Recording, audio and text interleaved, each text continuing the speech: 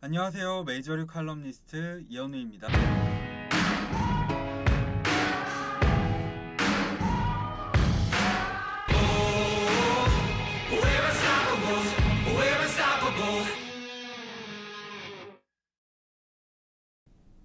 네, 오늘은 류현진 선수와 류현진 선수를 응원하는 팬분들에게는 최악의 하루였을 것 같습니다.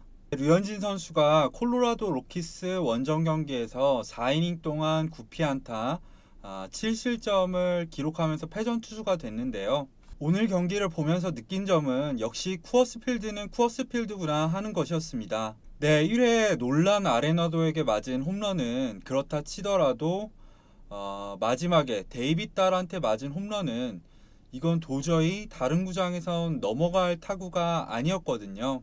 확실히 뜬 공이 나오면 다른 구장보다 멀리 뻗어나가더라고요. 왜 쿠어스필드가 투수들의 무덤이라고 불리는지 알 수 있는 장면들이었습니다. 하지만 쿠어스필드 탓만 하기에는 오늘 류현진 선수의 투구 내용도 그렇게까지 썩 좋지 못했습니다. 제구가 날카롭지 못했었는데요. 특히 체인지업이 가운데로 몰리는 경우가 상당히 많았습니다. 그러다 보니 콜로라도 타자들이 류현진 선수의 체인지업을 맞춰서 인플레이 시키는 경우가 굉장히 많았었는데요. 사실 이런 장면은 지난 다저 스타디움에서의 경기도 마찬가지였었죠. 그럼에도 불구하고 지난 경기에서 호투를 펼칠 수 있었던 원인은 커브볼이 좋았기 때문입니다. 지난 경기에서 류현진은 커브볼을 활용해서 체인지업으로 하던 완급 조절을 하기도 하고 삼진을 4개나 잡아내기도 했었는데요. 하지만 오늘 경기에선 커브볼이 지난 경기처럼 제구가 잘 되지 않았다는 점을 옆에 있는 표로도 확인을 할 수가 있습니다. 이건 해발고도가 높은 쿠어스필드에선 아무래도 공에 가해지는 마찰력이 적다 보니까 슬라이더나 커브볼 같은 브레이킹 볼이 말을 듣지 않는 경우가 종종 있기 때문인데요. 오늘 류현진 선수도 비슷한 문제를 겪은 것 같습니다. 그래서 제가 지난 칼럼을 통해서 오늘 경기에서 커터가 중요하다고 말한 것은 바로 이 지점에서 찾을 수가 있는데요. 요약하자면 커터를 활용해서 커브볼의 이 무브먼트가 떨어지는 것을 보완하고 땅볼을 많이 유도해야 된다는 것이었죠. 네, 하지만 오늘 류현진 선수는 커터를 9개밖에 던지지 않았는데요. 땅볼로 잡아낸 아웃카운트도 4회 맥마은의 병살 타구 뿐이었죠. 물론 다저스의 배터리가 이런 투구 전략을 취한 것에는 분명히 이유가 있을 겁니다. 하지만 사실 오늘 류현진 선수가 커터를 던졌을 때 결과가 나쁘지 않았었거든요. 그래서 제 개인적으로는 오늘 류현진 선수의 볼배합이 다소 아쉬웠었습니다. 물론 아레나도 얘기도 빼놓을 수 없습니다. 지난 경기를 보고 류현진 선수가 그동안 아레나도에게 약했던 이유는 볼배합과 로케이션 때문이라고 생각했던 거죠.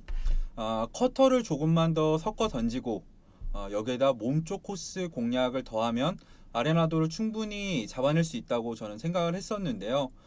오늘 보니까 전혀 아니더라고요. 아레나도와는 그냥 상성이 안 맞는 것 같습니다. 옆에 보이시는 이 파란색 원이 오늘 아레나도 선수에게 홈런을 맞은 코스인데요. 구속도 93마일로 가장 빨랐고 투구 위치도 몸쪽으로 나쁘지 않았습니다. 몸쪽으로 한 개 정도 더 들어가는 공이었어요. 그런데도 가볍게 홈런을 치는 걸 보고 저는 천적이 이런 거구나 하는 생각이 들더라고요. 왜 예전에 슈어저 선수가 더그아웃에서 추신 선수를 추억하면서 추신 선수는 내가 뭘 던지더라도 다 쳐낸다. 막 홈런도 치고 2루타도 치고 그런다. 이런 인터뷰를 했었잖아요.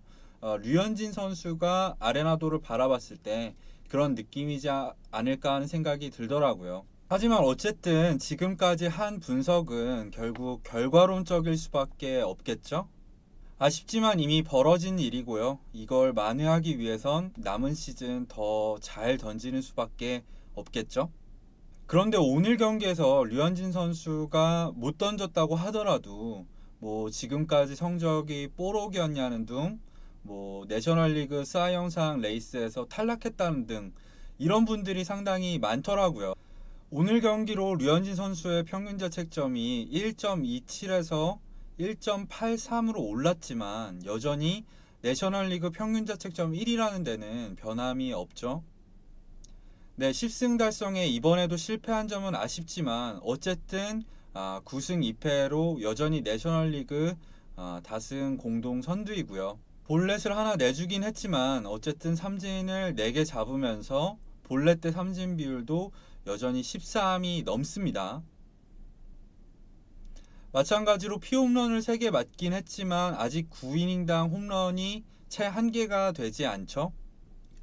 가장 유력한 사이영 경쟁자인 이 맥스 슈어저와 비교를 해도 슈어저가 이닝이나 탈삼진 면에선 앞서 있지만 류현진 선수가 평균 자책점 그리고 다승에서 큰 차이로 앞서 있기 때문에 현 시점에선 내셔널리그 사이영상은 류현진 선수가 아직 한 발 앞서 있다고 봐도 될 것 같아요.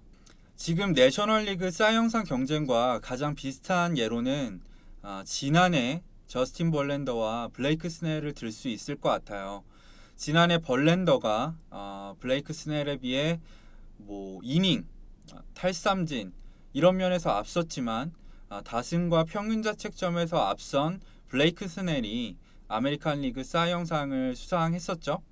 저는 지금 류현진 선수와 맥스 슈어저의 사이영 경쟁도 이와 유사하다고 생각을 하고 있습니다. 물론 남은 시즌 맥스 슈어저가 잘하고 류현진 선수가 못해서 둘의 관계가 역전이 될 수도 있죠. 하지만 현 시점에서는 류현진 선수가 사이영 경쟁에서 앞서 있는 것은 너무 분명한 사실이라고 생각을 하거든요. 오늘 경기로 실망스러울 수도 있겠지만 확대 해석은 굳이 할 필요가 없을 것 같습니다. 실제로 지난해 세일이 1점대 평균 자책점으로 시즌을 마쳤지만 5실점을 한 경기도 2경기나 있었고요.